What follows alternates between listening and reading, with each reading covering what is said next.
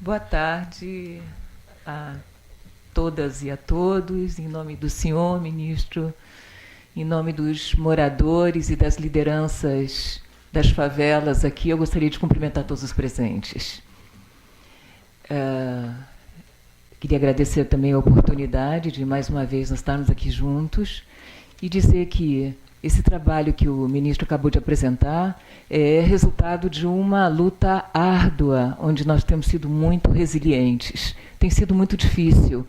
E, volta e meia, nós no fórum paramos para pensar, a luta continua? Eu pergunto para o ministro, ele diz, Marília, vamos aonde a gente teve ganho? Então, a gente está sempre calculando ganhos, aonde a gente avançou. Porque a gente está, tanto o ministro, muito mais o ministro e eu e nós todos aqui envolvidos, a gente está seriamente engajado nesse processo, acreditando que é possível fazer um projeto ousado e inovador, que começou há 3 anos e meio atrás, com vocês todos que estão aqui, e tentando buscar essa sinergia entre entes diferenciados de natureza diversa, seja a academia, seja as entidades públicas, seja as ONGs, seja os moradores e lideranças da favela. A gente tem buscado trabalhar conjuntamente, sentar, conversar e buscar essa articulação necessária. O colegiado é isso. Só para ilustrar, o colegiado ele se reúne uma vez por mês para trocar ideia, para trocar projetos, para trocar iniciativas e para a gente tentar crescer junto. Eu acho que esse foi o nosso maior ganho. Quando o ministro destacou no primeiro item, que ele falou de conquistas, o amadurecimento, eu acho que esse foi o nosso maior ganho. Uma tolerância, um amadurecimento entre nós. Quem está participando dia a dia do colegiado, e o Shaolin, que está desde o início, Cisne e Tartaruga, desde o início, Rumba, Almir, Robson, que está, Dionísio, que estão desde o início, porque eu estou vendo vocês. A gente sabe a luta que tem sido encarar isso, e eu queria agradecer particularmente a cada um de vocês, e dizer que esse manifesto que o ministro fez referência no início é uma prova concreta do quanto a gente avançou em termos de amadurecimento. Eu vou, então, me ater ao manifesto, vou ler rapidamente o que é o manifesto para vocês explicar, porque foi uma construção colegiada, conjunta, feita com cabeças tão diferentes, e que pensam diferente, têm outras concepções, mas a gente buscou, na argumentação, o consenso. Tivemos reuniões longuíssimas, discutindo para chegar a essa carta-compromisso. É uma carta-compromisso que nós apresentamos para os candidatos à presidência da República e ao governo do Estado do Rio de Janeiro. Então, vamos ao primeiro ponto do manifesto. Esclarecimentos objetivos e atualizados sobre a atuação do poder público em cada um dos territórios considerados. Isso por quê?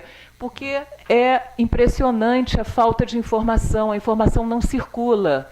Então, os projetos estão acontecendo nos territórios e as pessoas não sabem.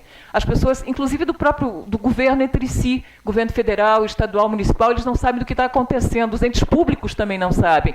E os moradores têm uma série de dúvidas, precisam de esclarecimentos, porque essas dúvidas geram especulações, e essas especulações são muito doloridas. Nós estamos falando de remoção, nós estamos falando de mudança na vida das pessoas, e isso é muito sério. Então, esses esclarecimentos objetivos são absolutamente necessários, transparentes e evitando a superposição de um projeto sobre outro, como no caso dos projetos de habitação. Morar carioca, Minha Casa Minha Vida, no mesmo território, sem as pessoas se falarem, sem conhecerem, sem entender o projeto executivo de um e de outro.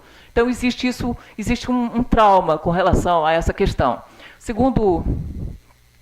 O segundo compromisso, que seria o segundo ponto que a gente consensuou, o reconhecimento de iniciativas em prol da melhoria da qualidade de vida, protagonizadas por moradores, grupos, organizações. De fato, o que a gente tem percebido é que há décadas, nesses territórios, nessas favelas, existem grupos organizados, independente de pacificação, não pacificação. Esses grupos atuam. Está aí o Alan, do Raiz da Liberdade, está aí pessoas de outras organizações, está aí a Capoeira da Liberdade também, do Sidney. Essas pessoas atuam há muitos anos na comunidade e vêm fazendo um trabalho importante. Então, antes de inventar a roda, é importante reconhecer, apoiar e consolidar esse trabalho que já vem sendo realizado pelos grupos locais, com muita excelência. Terceiro ponto, investimentos em infraestrutura nessas localidades, via programas e projetos que partam de interesses genuínos. Nós todos sabemos, isso a gente cada vez tem percebido mais, a questão, por exemplo, do saneamento básico, a questão da água, a questão do lixo, essas são questões fundamentais nas favelas, são direitos básicos de cidadania. Isso é um direito genuíno, isso é uma demanda genuína das comunidades. Então, o que a gente pede? Projetos de infraestrutura que tenham a ver com esses interesses. Da mesma forma que projetos e programas que tenham a ver, que sejam inovadores, como a iniciativa, por exemplo, do Pacto Social, que se baseou num trabalho que vem sendo feito de formiguinha há 4 anos pelo Fórum Nacional, que é o projeto Favela e Cidade. Então, nesse sentido, a gente apoia esse tipo de projeto. 4º ponto, fortalecimento de ações de regularização fundiária, acompanhada sempre do registro e valorização da memória local e de outras iniciativas contrárias à gentrificação. Isso é um direito de cidadania também, o direito a morar, o direito a trabalhar, o direito a gerar emprego, gerar renda no seu território de moradia. E quando a gente está falando em regularização fundiária, a gente está falando também em regularizar profissões como as lan houses, como os mototaxistas, como os ambulantes. A gente está falando em valorizar quem está no território trabalhando e ganhando sua subsistência e de forma legítima. Então, não só a regularização fundiária acompanhada de processos de conscientização da importância do território, como também a necessidade de reconhecer o trabalho de quem está lá lutando de forma digna para trabalho e renda. 5º ponto, adequação de regras do BNDES para investimento nessas localidades, particularmente do seu fundo social todo, do lado aqui do diretor novo da área, doutor Henrique Painho, conterrâneo gaúcho, e a gente já vem conversando com ele sobre o Fundo Social, e a gente vem há muito pedindo que o Fundo Social se adeque à realidade das favelas, das áreas de periferia, porque não tem sentido pedir que os investimentos sejam realizados dando em contrapartida o registro de imóvel, porque na comunidade a gente sabe que vigoram direitos difusos. Então é outra lógica. Então que se respeite a lógica da favela e que o BNDES se adeque à favela. Número 6, transparência com relação ao gasto público em geral e especificamente, no que diz respeito às favelas. Isso a gente tem batido isso tem a ver desde o início com o esclarecimento sobre o que está acontecendo no território, também esclarecimento do que gasto está sendo feito em nome de qual comunidade. Às vezes a comunidade sabe pelo jornal, sabe pelos amigos, que foi liberado tantos recursos para um convênio em nome da comunidade, mas a comunidade não sabe que recurso é esse, para onde ele foi, como ele vai ser utilizado e quem vai fazer o controle social da utilização desse recurso. E por quê? O que justifica esse recurso e não outro? E por que essa atividade e não outra? Ela está de acordo com alguma demanda comunitária? Então, essa maior transparência, maior participação, maior controle social e fiscalização é o que a gente pede.